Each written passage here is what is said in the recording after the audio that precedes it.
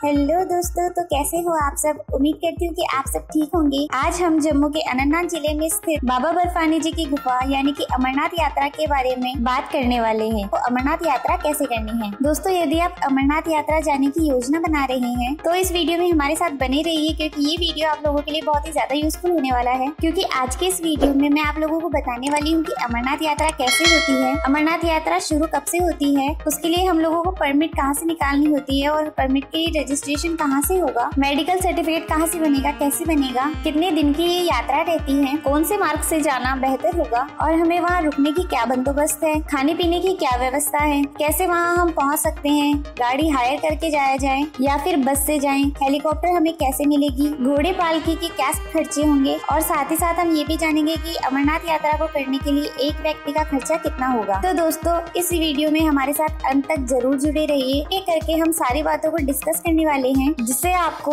बाबा बर्फानी अमरनाथ यात्रा करने के लिए काफी सहूलियत मिले और आपका कुल खर्चा भी कम आ जाए। और मैं दावे से कहती हूँ कि इस वीडियो के देखने के बाद आपको और किसी भी वीडियो को देखने की जरूरत नहीं पड़ेगी। तो चलो दोस्तों, हमारी वीडियो शुरू करते हैं।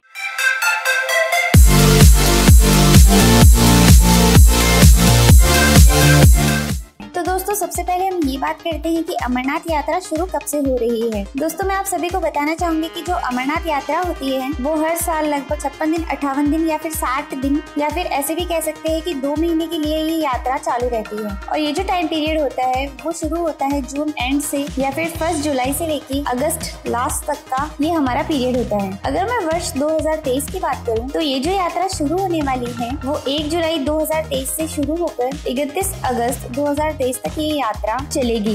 मेरा कहने का तात्पर्य ये है कि लगभग आपकी 62 डेज की ये यात्रा शुरू होने वाली है, जो कि बहुत ही ज्यादा लंबा समय है। इस साल यात्रा चल रही है। अदरवाइज बाकी ईयर्स के कंपैरिजन के अंदर ये यात्रा लगभग 56 दिन, 58 दिन, 55 दिन की ही होती है। एनीवेज, तो आगे बढ़ते हुए इस यात्रा में जाने के लिए सबसे पहले हमें घर से क्या प्रिपरेशन करके जाना होगा। इनमें से 2 फैक्टर सबसे पहले आते हैं। पहला जो आता है वो होता है आपका यात्रा परमिट और सेकंड जो है वो है आपका मेडिकल सर्टिफिकेट। आप अपना परमिट ऑनलाइन भी निकलवा सकते हैं और ऑफलाइन भी निकलवा सकते हैं, पर अगर मेरी माने तो आप अपना परमिट ऑनलाइन ही निकलवा लीजिए, क्योंकि ऑफलाइन आपको लाइनों में भी लगना पड़ेगा। तो अगर आप अपना परमिट ऑनलाइन ही बना लेते हैं तो ये आपके लिए बहुत ही ज्यादा यूजफुल रहेगा। आप नीचे दी हुई वेबसाइट से भी अपना परमिट निकलवा सकते हैं। अगर दूसरे फैक्टर की तरफ बात करें तो वो है आपका मेडिकल सर्टिफिकेट। दोस्तों, मेडिकल सर्टिफिकेट अगर आप किसी भी राज्य में रहते हैं तो उस शहर के जो प्रमुख डॉक्टर होते हैं तो वो आपको लिस्ट आपको मिल जाएगी इस वेबसाइट में। इसी वेबसाइट में जाके आप पहले अपने डॉक्टर की सूची निकलवा लीजिए। उन्हीं डॉक्टर्स के पास जाके आप अपना फॉर्मेट डाउनलोड कर लीजिए, जो कि आपको वेबसाइट में ही मिल जाएगा। तो आपका परमिट और आपका मेडिकल सर्टिफिकेट बहुत जरूरी है आपकी यात्रा शुरू होने से पहले। तो दोस्तों, अब हम बढ़ते हैं हमारा साधन क्या होगा कि आपको अमरनाथ यात्रा कैसे करनी है, कहाँ आप लोग पहुँचेंगे और आपका साधन क्या क्या होगा। दोस्तों, अमरनाथ यात्रा पहुँचने के लिए आप लोगों के पास मेजर 2 ऑप्शन है। दोस्तों, अगर पहले ऑप्शन की बात करें तो वो है आपका बाई ट्रेन। दोस्तों, अगर आप ट्रेन से जाना चाहते हैं तो आपका जो नजदीकी रेलवे स्टेशन है वो है यहाँ का जम्मू तवी रेलवे स्टेशन। वहीं अगर आप बाई फ्लाइट जाना चाहते हैं तो यहाँ पर 2 एयरपोर्ट आते हैं। एक तो आप आ सकते हैं जम्मू में ही, क्योंकि जम्मू में भी एयरपोर्ट है। अदरवाइज आप चाहे तो श्रीनगर के इंटरनेशनल एयरपोर्ट पे भी आ सकते हैं। लेकिन अगर आप ट्रेन से आते हैं तो आपको जम्मू तवी तक ही आना पड़ेगा और जम्मू तवी से ही हमारी अमरनाथ यात्रा प्रारंभ होती है। तो चलिए दोस्तों, अब हम बात करते हैं कि हम जम्मू तवी पहुँच चुके हैं या फिर हम जम्मू तवी एयरपोर्ट पहुँच चुके हैं। अब हमें वहाँ से अपनी यात्रा शुरू कैसे करनी है। दोस्तों, सबसे पहले चीज तो मैं आपको ये बताना चाहूंगी कि अगर आप रजिस्ट्रेशन निकाल भी लेते हैं, यानी कि ऑनलाइन रजिस्ट्रेशन है आपके पास, मेडिकल सर्टिफिकेट है आपके पास, उसके बावजूद आपको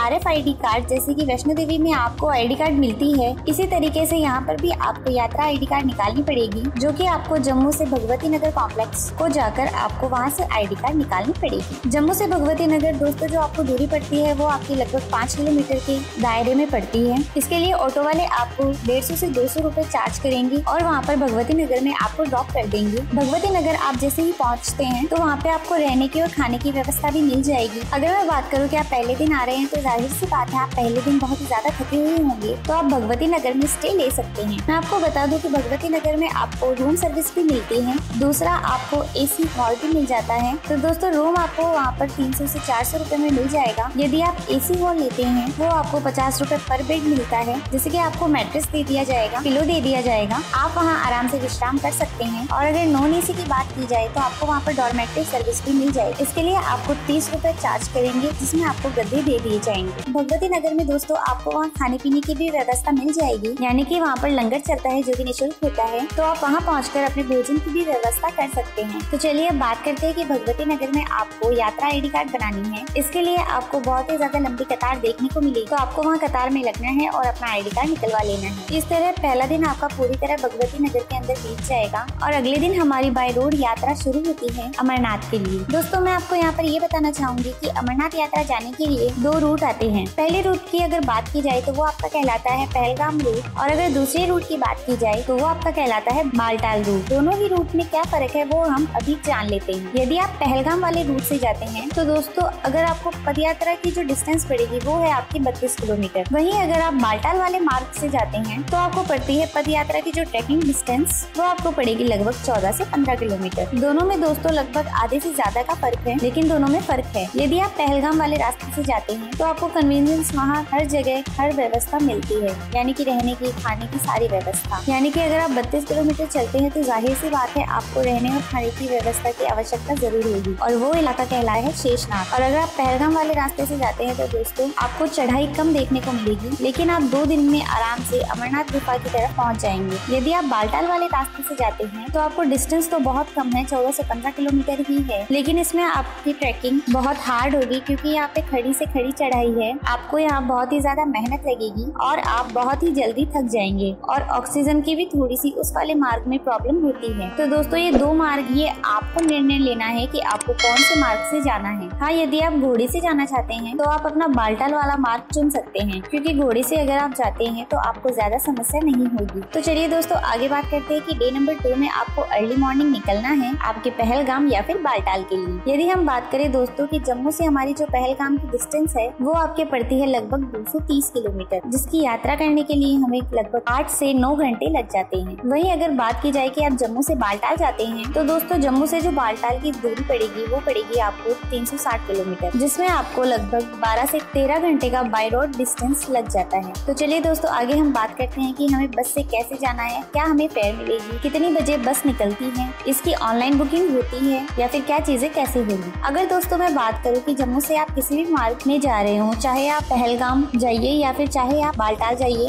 दोनों ही मार्गों के लिए बस जम्मू से छूटती है। अर्ली मॉर्निंग दोस्तों आपको 4 बजे नहीं बल्कि 2 बजे रात से ही आपको बसें छूटने मिल जाएगी। ये जो बस चलती है दोस्तों वो आपकी कॉन्वे के थ्रू जाती है। मैं आपको ये बताना चाहूंगी कि यहाँ पर किसी भी तरह की प्राइवेट गाड़ियाँ नहीं जाती है, और अगर प्राइवेट गाड़ी जाती भी है तो उसके लिए आपको परमिशन लेनी पड़ती है। स्टिकर चिपकने के बाद ही आप उस कॉन्वे में निकल सकते हैं, जो कि आर्मी के जत्थे के साथ आपको निकाला जाएगा। तो दोस्तों आप चाहे पहलगाम जाइए या फिर बालटाल जाइए, कहीं भी जाइए, आपको अर्ली मॉर्निंग 2 बजे 3 बजे 4 बजे से बस आपको निकलती हुई देखने को मिल जाएगी। तो उसकी टिकट आप कटा सकते हैं। अगर हम पहले बात करें कि आप पहलगाम जाते हैं तो दोस्तों पहलगाम जाने के लिए आप लोगों को अगर एसी बस लेते हैं तो मान के चलिए आपको 8 से 40 रुपए की टिकट मिलेगी। वहीं अगर आप नॉन एसी बस लेते हैं तो दोस्तों आपको 555 रुपए की टिकट कटवानी पड़ेगी और आप पहलगाम पहुंच जाएंगे। वहीं अगर मैं बात करूं दोस्तों कि यदि आप बालटाल जाते हैं तो बालटाल जाने वालों का जो एसी किराए का बस होता है 1200 से 1300 रुपए होता है। वहीं अगर आप नॉन एसी बस लेते हैं तो दोस्तों आपको 750 रुपए की टिकट कटेगी और आप बालटाल पहुंच जाएंगे। हो सकता है इस फेयर में आपको 150 रुपए ऊपर नीचे हो भी जाएं इस वर्ष की अगर आप यात्रा करते हैं तो। दोस्तों हमको शाम हो जाएगी पहुँचते पहुँचते पहलगाम या फिर बालटाल। मैं जो पद यात्रा की बात कर रही हूँ तो दोस्तों वो मैं आपको पहलगाम के बारे में बताऊंगी, चढ़ते हुए और बालटाल से नीचे उतरते हुए बताऊंगी, और मैं आपको ये भी बताऊंगी कि हेलीकॉप्टर की आप लोगों की बंदोबस्त कैसे हो सकती है। दोस्तों यदि आप पहलगाम जाते हैं तो पहलगाम तो आप उस दिन शाम में पहुंच गए, यानी कि दूसरा दिन आप लोग पहलगाम में पहुंचे। अगले दिन आप दोस्तों अर्ली मॉर्निंग पहलगाम से जाइए चंदनवाड़ी। दोस्तों पहलगाम से चंदनवाड़ी मात्र 5 किलोमीटर के दायरे में पड़ता है, जो कि वहाँ पर आपको लोकल टैक्सी लेनी पड़ेगी। वहाँ से आप 5 किलोमीटर चंदनवाड़ी पहुँचेंगे। चंदनवाड़ी पहुँचते पहुँचते आपको आधा घंटा लगेगा। वो टैक्सी वाला दोस्तों आप लोगों से 100 रुपए पर हेड लेता है और आपको चंदनवाड़ी छोड़ देंगे। और चंदनवाड़ी वो स्थान है जहाँ से हमारी अमरनाथ की पद यात्रा शुरू हो जाती है। दोस्तों उसी चंदनवाड़ी से अब हमको बाबा की गुफा तक जाने के लिए टोटल 32 किलोमीटर का ट्रैक करना हमारा सिलसिला शुरू होता है। दोस्तों आपकी जो पहले दिन की ट्रैकिंग रहेगी वो चंदनवाड़ी से आप ये मान के चलिए कि आपको 12 किलोमीटर का ट्रैक करके पहुँचना है शेषनाग पर। शेषनाग दोस्तों हमारा पहला पड़ाव होता है जहाँ पर हमको उस रात स्टे करना होता है, यानी कि डे नंबर 3 पर। पर। दोस्तों डे नंबर 3 पर आप शेषनाग में ही स्टे बना लीजिए। अब यहाँ पर बात की जाए कि स्टे की और खाने पीने की क्या व्यवस्था है। तो दोस्तों जगह जगह पर लंगर बने हुए हैं। इस पूरी अमरनाथ यात्रा में आपको कहीं भी खाने के लिए आपको अपनी जेब ढीली नहीं करनी पड़ेगी, क्योंकि वहाँ पर हर जगह पर ट्रस्ट की तरफ से, गुरुद्वारे की तरफ से लोगों के द्वारा लंगर लगे हुए होते हैं। तो खाने पीने में आपको एक भी रुपया खर्च नहीं करना पड़ेगा, केवल आपको स्टे के खर्चे होंगे। तो जैसा कि मैंने आपको बताया कि आप 12 किलोमीटर की ट्रैक शुरू करते हुए चंदनवाड़ी से पहुंचते हैं शेषनाग, और शेषनाग पहुंचते पहुंचते आपको रात हो जाएगी। तो उस रात आप लोग वहां के किसी भी टेंट में विश्राम कर लीजिए। टेंट का जो किराया होता है दोस्तों, वो आपको लगभग 400, 500 या 600 रुपए के तकरीबन पड़ जाएगा। डिपेंड करता है कि आप कौन सा टेंट ले रहे हैं। तो वहाँ आप अपना पर पर्सन के हिसाब से स्टे बना लीजिए। वहाँ पर कॉमन वॉशरूम होते हैं, तो वहाँ पर आपको वॉशरूम यूज करने की सुविधाएं भी मिल जाएगी, और वहाँ पर आपको ब्लैंकेट, रजाई, तकिया सब प्रोवाइड कर दिया जाएगा। तो आपका तीसरा दिन दोस्तों इस प्रकार से वहाँ पर स्टे होता है। तो दोस्तों अगले दिन आप शेषनाग से आप बाबा बर्फानी जी की गुफा की तरफ से ट्रैकिंग शुरू कर दीजिए। शेषनाग से जैसे ही आप 12 से 14 किलोमीटर आगे बढ़ते हैं तो आपको पंचतरणी करके एक इलाका पड़ेगा। वो जो पंचतरणी गांव है, उस पंचतरणी गांव में ही हेलीपैड बना हुआ है। यदि आप हेलीकॉप्टर से आते हैं तो हेलीकॉप्टर भी आपको इसी पंचतरणी तक उतारते हैं। चाहे आप पहलगाम से हेलीकॉप्टर लाइए या फिर बालटाल से हेलीकॉप्टर लाइए, दोनों हेलीपैड आपको पंचतरणी में ही उतारते हैं। दोनों हेली सर्विसेज वहाँ तक के लिए ही एंड की गई है। पंचतरणी से जो हमारी बाबा बर्फानी जी की गुफा है, वो आपके लगभग 6 किलोमीटर तक की और पड़ जाती है। तो ये 6 किलोमीटर भी आपको यात्रा करने के लिए मान के चलिए 4 से 5 घंटे लगेंगे, और आप फाइनली पहुँचते हैं बाबा अमरनाथ की गुफा। यानी कि डे नंबर 4 में लगभग आपको शाम हो सकती है, रात हो सकती है पहुँचते पहुँचते बाबा बर्फानी जी की गुफा में। और डे नंबर 4 में भी आप रात को वहीं पे विश्राम बना लीजिए। वहाँ पर अमरनाथ के आसपास आपको वहाँ पर बहुत सारी टेंट के ऑप्शन देखने को मिल जाएंगे। खाने पीने के लिए भी वहाँ पर निःशुल्क लंगर चलाया गया है। तो वहाँ आप डे नंबर 4 में अपना स्टे बनाइए। और डे नंबर 5 में दोस्तों आप अर्ली मॉर्निंग आप हर हर महादेव कहते हुए आप बाबा बर्फानी जी की लाइन में लगिए, दर्शन कीजिए उनके, और इस लिंग ज्योतिर्लिंग के दर्शन कीजिए, अपनी मनोकामनाएं मांगिए, और आप उसी दिन 5वें दिन अपनी वापसी कर सकते हैं। दोस्तों वापसी आप चाहे तो बालटाल कर सकते हैं, क्योंकि बालटाल आप एक ही दिन में पहुंच जाएंगे, और 5वें दिन आप पहुंचेंगे बालटाल, आपको रात हो जाएगी पहुंचते पहुंचते। तो बालटाल में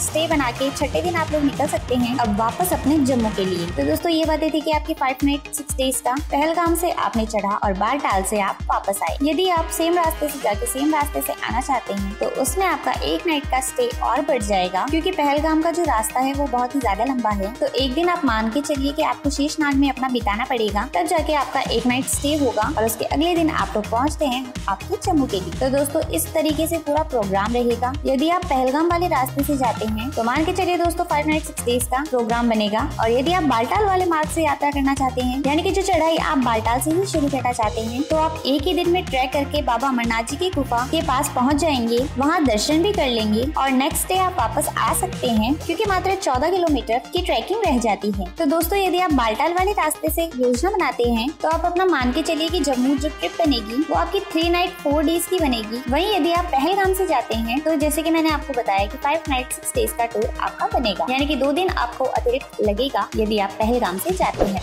तो चलिए दोस्तों ये बातें थी कि हमको पहलगाम में और बालटाल में क्या क्या सुविधाएं देखने को मिली। तक जाने का किराया जो लेंगे तो दोस्तों मान के चलिए कि आना जाना आपको 8,000 का किराया पड़ जाएगा, क्योंकि घोड़े वाले आपको 32 किलोमीटर लेके जाएंगे और 32 किलोमीटर ही वापस लेके आएंगे। वहीं यदि आप बालटाल वाले मार्ग से जाते हैं तो दोस्तों घोड़े वाले आपको लगभग 5,000 में आपका आना जाना कर देंगे, यानी कि बालटाल वाले से घोड़े का खर्चा कम है और पहलगाम वाले से घोड़े का खर्चा ज्यादा है, क्योंकि पहलगाम की हमारी यात्रा लंबी पड़ जाती है। वहीं दोस्तों अगर मैं बात करूँ पालकी वालों की, तो दोस्तों पालकी वाले वजन के हिसाब से लेते हैं और उनके चार्ज भी बहुत ही ज्यादा होते हैं, यानी कि लगभग आपके 16,000 18,000 रुपए इनका बाबा बर्फानी की गुफा तक ले जाने का चार्ज होता है। तो यदि आप पालकी लेना चाहते हैं तो आप पालकी से भी जा सकते हैं। वहीं अगर मैं आपको तीसरे ऑप्शन की बात करूं, जो कि है आपका हेलीकॉप्टर। दोस्तों हेलीकॉप्टर के लिए आप लोग इस वेबसाइट पे जाके अपनी रजिस्ट्रेशन कर लीजिए, और रजिस्ट्रेशन के साथ साथ अपनी डेट भी डिसाइड कर लीजिए कि किस यात्रा में आपको हेलीकॉप्टर टिकट चाहिए।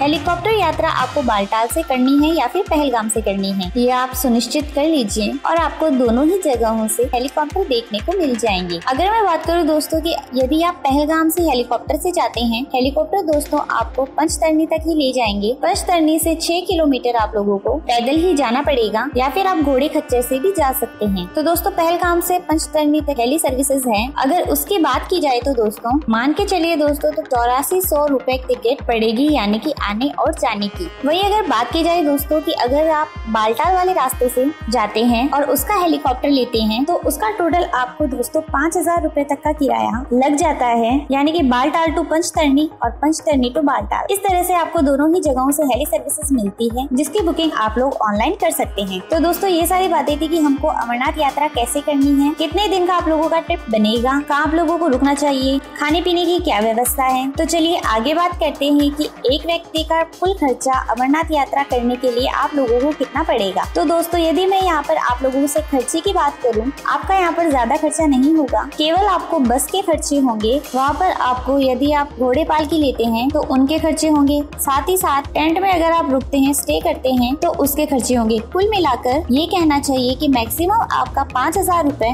लगेगा आपको पूरी यात्रा को करने के लिए पर पर्सन, क्योंकि यात्रा के दरमियान में आपके छोटे मोटे खर्चे भी खूब होते हैं, यानी कि कुछ आप स्नैक्स खाते हैं, फ्रूट्स खाते हैं, उसके खर्चे भी होते हैं। तो सबको मिलाया जाए तो आप ये मान के चलिए कि 5,000 रुपए एक आदमी के लगेंगे जम्मू टू जम्मू। इस यात्रा में दोस्तों मैंने आपको किसी भी प्रकार की ट्रेन की टिकट या फिर फ्लाइट की टिकट को ऐड नहीं किया है। इस फेयर में मैंने केवल और केवल जम्मू से लगने वाले खर्चे और जम्मू तक वापस आने के खर्चे में क्या क्या चीजें शामिल है उन चीजों का मैंने वर्णन किया है। तो दोस्तों ये था पूरी अमरनाथ यात्रा का संपूर्ण वर्णन। इसके बावजूद भी दोस्तों अगर आपको कोई डाउट होता है या फिर आपके मन में कोई प्रश्न है तो आप कमेंट सेक्शन में जरूर बताइएगा। डेफिनेटली आपको मेरे द्वारा उस कमेंट का उत्तर दिया जाएगा। आज के वीडियो के लिए केवल इतना ही। तो दोस्तों मिलते हैं एक दूसरी वीडियो के साथ। जब तक आप चैनल को सब्सक्राइब कीजिए और वीडियो को लाइक कीजिए और कमेंट जरूर कीजिएगा और पास ही में बेल आइकन को जरूर दबा दीजिएगा, जिससे हमारे लेटेस्ट अपडेट्स आपको पहले मिल जाएं।